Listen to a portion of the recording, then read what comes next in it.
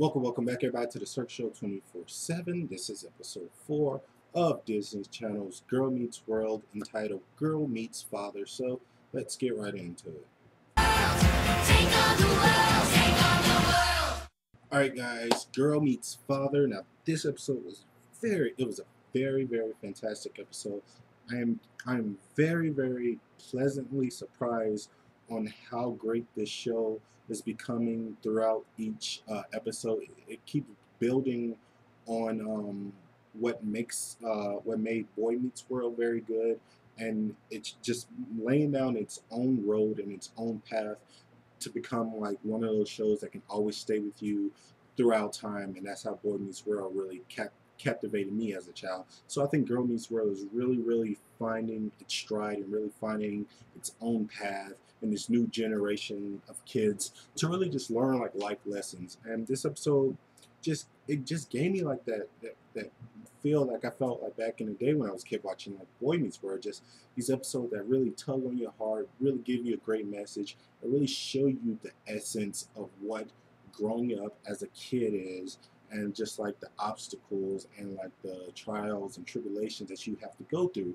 And this episode was just really good because it focuses on something that every guy or every father who has a daughter has to go through. Now, I don't have kids or anything like that, but I do have a niece, and she's basically like my daughter, and I treat her just like she was my daughter, and I'm very close with my niece. So I got that feeling, and I understood what Corey was feeling throughout this episode, where he wants to be like, he wants to just have daddy's little girl for the rest of his life. And then when he comes to realize that, this little girl Riley, she wants to grow up and she wants to like explore new things and she wants to go to her first dance, then that's when like his world comes crashing down on him. And that's what's always been so great about Corey as a character, because he's a character who does not do well with change. And it can either be change about how how Sean doesn't want to go to college and stuff like that, or and how he deals with that type of situation from like back in the day, or him moving.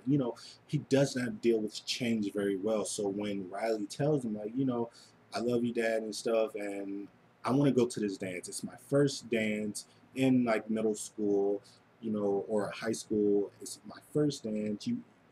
And we don't have to really do like our father-daughter thing this time, because we always do it. And that really kind of really hurts Corey, and he feels very upset about it. And I like that, because he's just that character, like I said, that he does not be able to change, so it really hurts him.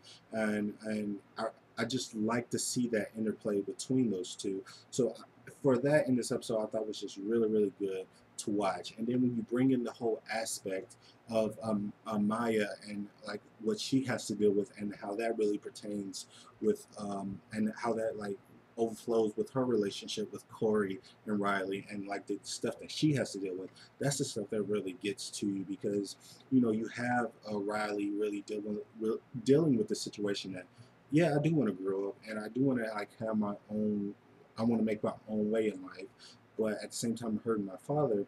And you look at the other way, where Riley does, or Maya, she really doesn't have a father, and her father's not there, and she just wants to be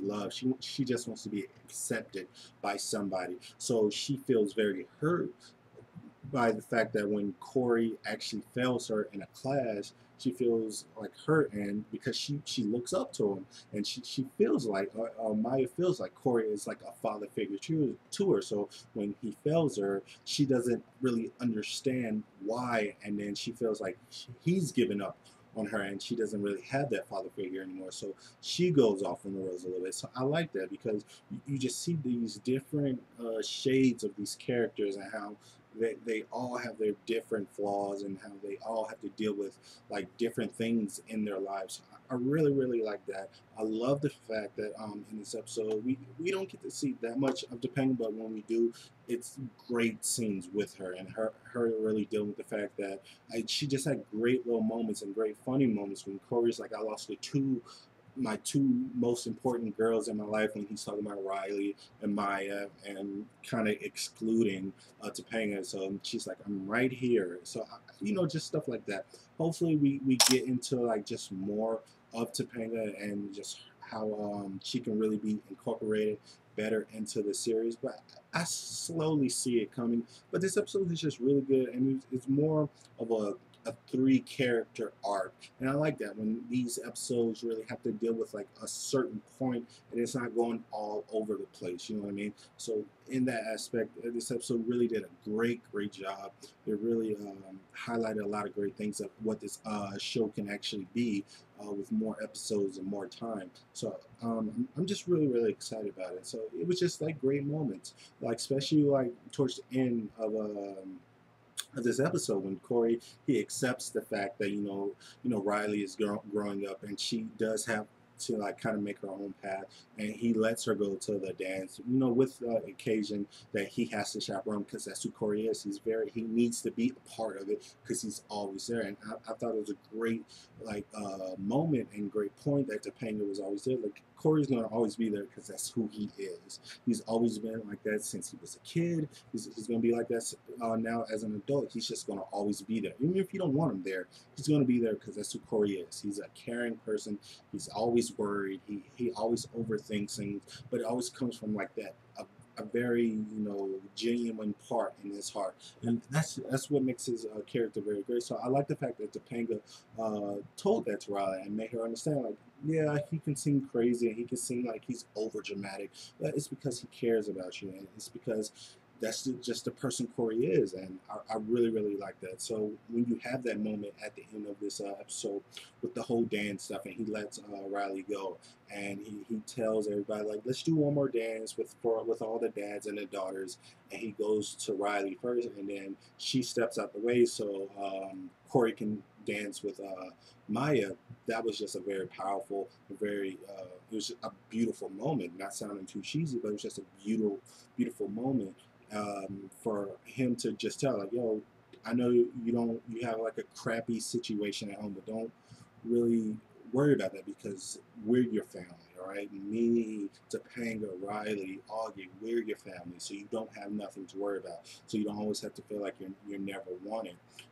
So it just gives Maya that great confidence boost and makes her feel better about herself, and that's what I like about shows like this, and that's why I will keep continuing to watch this show and keep reviewing, because when you have those little moments like that, it builds a great fan base, and it builds like just a great outlook on life for like younger kids, who are going to grow up one day and going to start reviewing like Cousins Meet World or whatever like that spinoff will be of Girl Meets World, just something random like that. So I'm really excited for what the future holds for Girl Meets World. I'm super excited. What do you guys think about this episode? Please like this video, comment. Wait, before I go any further, I have one theory. I want to get this out the way really quick. My theory, for some reason, and this might never come true, but if it does, it's been recorded. I have a theory that Lucas is not the Topanga of Riley's life. Now, what I mean by the Topanga was Corey's like love, and that's who Corey married. I don't think Lucas is that for Riley. I don't think that. I think she's just like that. I think he's like the first crush. Me, to be honest, I think they're going to give us a swerve and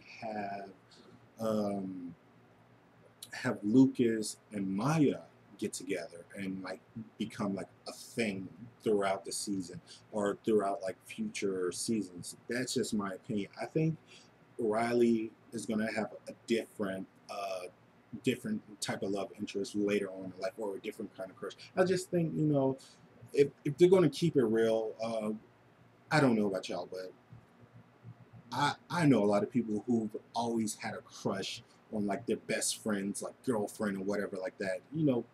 it sounds shady, but I know people like that. So if they're going with this like new realistic take and want to differentiate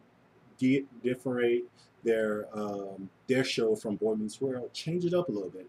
Have have just like a little tease of Riley and Lucas getting together and switch it and flip it all the way around and have Lucas and Maya get together and have somebody else for Riley and just have that kind of interplay between them because I think that'd be very interesting for the show. And you never know. Maybe Riley, it doesn't have to be like, oh, you backstab me or something like that. It could be just a natural, organic thing where a new kid comes to school and Riley ends up falling in love with that guy and doesn't really care about Lucas anymore. And that's when Lucas and Maya kind of get together. That's my little fanfic. I don't know. I'm sticking to it. So you heard it here first from Search Show 24/7. So please like this video, comment, subscribe. Tell me what you thought. Tell me what you think about my crazy little theory. If you like it, if you think it's stupid. Yeah, as always, this is the Search Show 24/7. Be easy.